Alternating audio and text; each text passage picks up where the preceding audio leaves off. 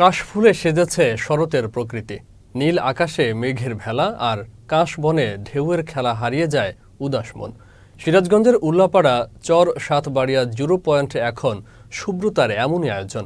তাই ইট পাথরের শহর থেকে কাশফুলের স্নিগ্ধতা উপভোগ করতে ভিড় জমাচ্ছেন প্রকৃতিপ্রেমীরা।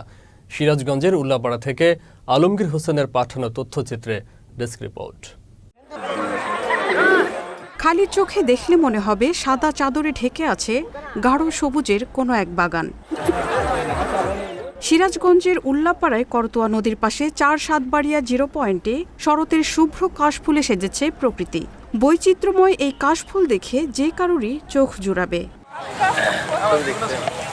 করতোয়া নদীর তীরটি পর্যটক স্পট না হওয়া সত্ত্বেও কাশবনের কারণে ভ্রমণপ্রেমীদের আগমনে মুখর হয়ে উঠেছে প্রতিটি বিকেল। আমি অনেক ছবি তুলছি, আমার অনেক ভালো লাগছে, অনেকেই ঘুরতে আসছে। কাশফুলগুলো প্রচণ্ড সুন্দর, তো ফেসবুকে বেশ কয়েকদিন দেখতেছি যে ভাইরাল হচ্ছে, তো দেখলাম যে এখানে অবশ্যই আসতে হয়। আমরা এখানে আসি, এটা দেখতে খুব ভালো লাগে, বিভিন্ন পর্যটকরাও আসে এখানে দেখতে।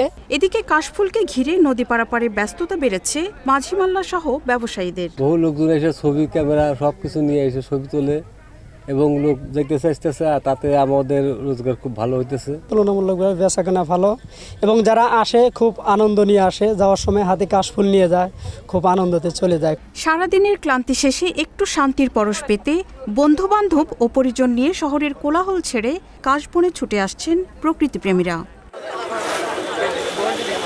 Marufa Kamal, Channel S news desk.